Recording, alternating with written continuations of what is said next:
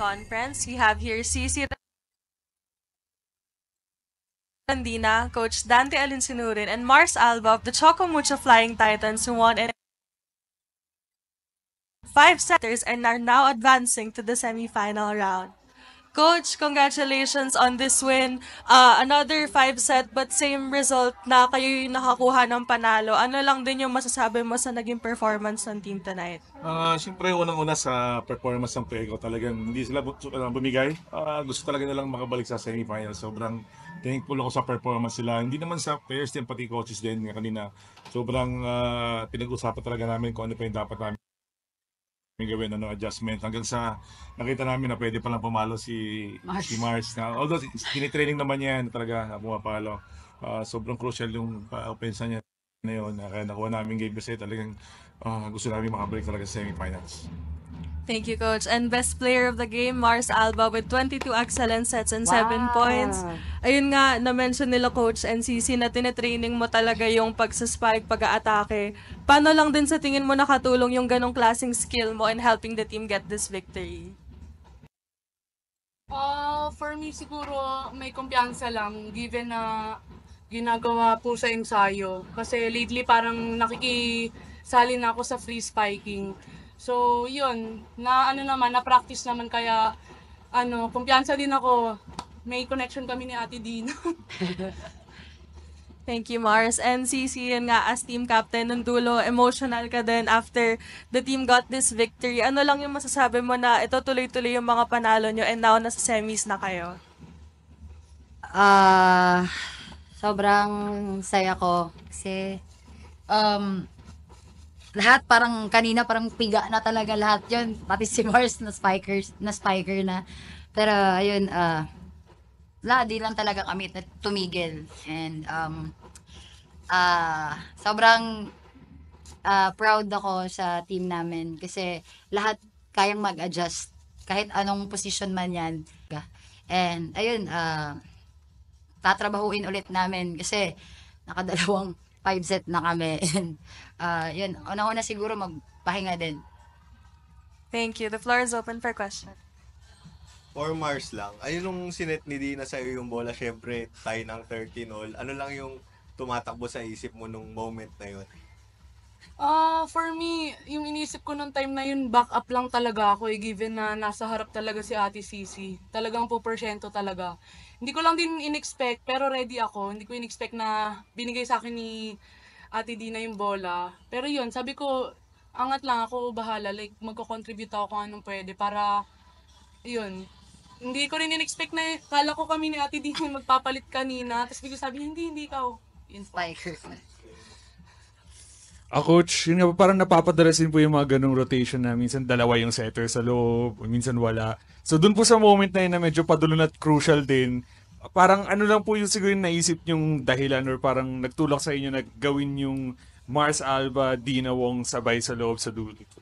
Before pa naman yung pitch it na yun, talagang naisip ko na kailangan ko ng ng pamalit o kailangan ko ng pang substitute para makatulong in case na sila Mars ay nasa harapan. Yun, siguro bago namin talaga gawin yung part na talagang pinag-isipan namin kasi kailangan talaga namin na magpalit ng tao kung sino kailangan. And nakita ko na mas advantage kung setter na lang kasi position talaga niya. Kasi wala talaga kaming tao na pwedeng pumalit sa opposite. Kaya sabi ko, mas gamay ng setter ko yung galaw sa loob. Hindi man siya makopensa pero from depensa namin makukuha niya. Yun, sobrang sobrang thankful kasi naging maganda yung resulta. Siyempre sa sistema talaga siguro sobrang naging maganda yung laro namin. And for CC and Mars, after nung back-to-back na finals last year, medyo naging mahirap din yung mga pinagdaanan nyo in terms of results and yung ranking din. Parang ano na lang pakiramdam ngayon na sobra-sobra yung pinaghirapan tong spot na to na makabalik sa semifinals at makalapit ulit sa finals kung sakali. Siyempre, lagi naming sinasabi na one game at a time. Huwag namin pangunahan. Siyempre, magtrabaho pa rin kami. Sobrang sarap sa feeling kasi grabe kanina aminado talaga ako, pagod na talaga ako kasi hindi na talaga kaya ng tuhod ko pero wala makikita mo yung mga kasama mo na parang Walang bibitaw, walang bibitaw. So, ayun, parang extra motivation sa akin talaga na, oy, hindi ko talaga to susukuan tong mga kasama ko. Kaya, ayun, trabaho ulit. Coach, yun nga, parang binigay na lahat ngayon ng PLDT talaga sa inyo. 34 si Savi, tas ilan din yung nag-double digits. Siguro ano lang masabi mo din nga, yung lagi natin sinasabi na never say die spirit ng Chocomucho. Paano yung nagpakita yun today? Siguro nagsimula dun sa ano yan. Nagsimula siguro sa mga fans na nandito. Kasi kapag kami nakaka-open sa kahit lamang yung kalaban, talagang nandiyan sila support sa amin. Sobrang sigaw sila and sobrang alam mo yun, nabubuhayan kami sa ginagawa na. Same thing din naman sa Inebra. Dati before na pinapanood ko yan, talagang sobrang kahit nalalamangan sila, marami pa rin support. Pero yun, sa amin, kasi yung sa Neverside namin, talagang every time namin situation talaga, talagang tinatakbuhan talaga namin yung isa't isa na kailangan ma-maximize namin kung ano yung pwede namin gawin sa loob ng court. And kung ano yung iniinsayo namin, sana mapakita namin. And then for Mars and CC, nasabi na rin nga ni Savi before na yung ang laki ng impact ng fans ng Chocomucho pagdating sa laro. Sa inyo ba, gaano kalaking epekto rin yun na yung pag narinig nyo yung sigaw nila sa Ako, isa lang, hindi sila napapagod na pumunta dito para sumuporta. Ako naman, hindi rin kami mapapagod ilaban and bigyan sila ng magandang entertainment. And syempre, sumaya din para worth it naman yung biyahe nila and panonood nila.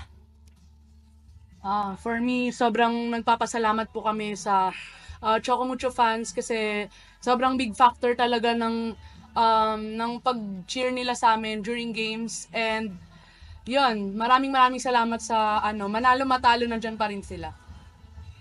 Yun nga, Coach, first to the semifinals yung Chocomucho. For now, nag-aantay pa ng mga opponents, but ano lang yun din yung magiging preparation nyo heading into that crucial round? Siyempre una, kailangan ng pahinga ng mga player ko kasi sobrang naging madugo talaga yung namin ngayon series namin sa PLDT. And yung makalaban namin, try na mag-scout talaga kung sino yung possible na makalaban namin and paghandaan namin.